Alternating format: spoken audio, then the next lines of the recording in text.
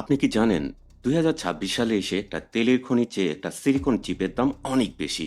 কেন আমেরিকা আর চীন এই ছোট একটা টুকরোর জন্য যুদ্ধের মুখোমুখি? আপনার হাতে থাকা ফোন থেকে শুরু করে অত্যাধুনিক মিসাইল সবই চলে এই চিপ দিয়ে। কিন্তু টুইস্ট হলো বিশ্বের ৯০% উন্নত চিপ তৈরি হয় মাত্র একটা দ্বীপে, নাম তার তাইওয়ান। পৃথিবীর মানচিত্রে এটি ছোট্ট একটি দ্বীপ, কিন্তু এই দ্বীপের ভেতরে স্পন্দিত হয় পুরো ডিজিটাল সভ্যতার হৃদস্পন্দন। এটি শুধু তাইওয়ান নয়, এটি বিশ্বের সিলিকন স্নায়ুকেন্দ্র। চীন চায় তাইওয়ানকে নিজের দখলে নিতে, যাতে তারা গ্লোবাল টেকনোলজি কন্ট্রোল করতে পারে। অন্যদিকে আমেরিকা বিলিয়ন বিলিয়ন ডলার খরচ করছে যাতে চিপ সাপ্লাই চেইন তাদের হাতের বাইরে না যায়। এটা এখন আর শুধু ব্যবসার লড়াই নয়, এটা সুপার পাওয়ার হওয়ার লড়াই। যদি তাইওয়ানে আজ যুদ্ধ শুরু হয়, তবে আপনার হাতের ল্যাপটপ, গাড়ি আর স্মার্টফোন তৈরি রাতারাতি বন্ধ হয়ে যাবে। বিশ্ব অর্থনীতি থমকে দাঁড়াবে।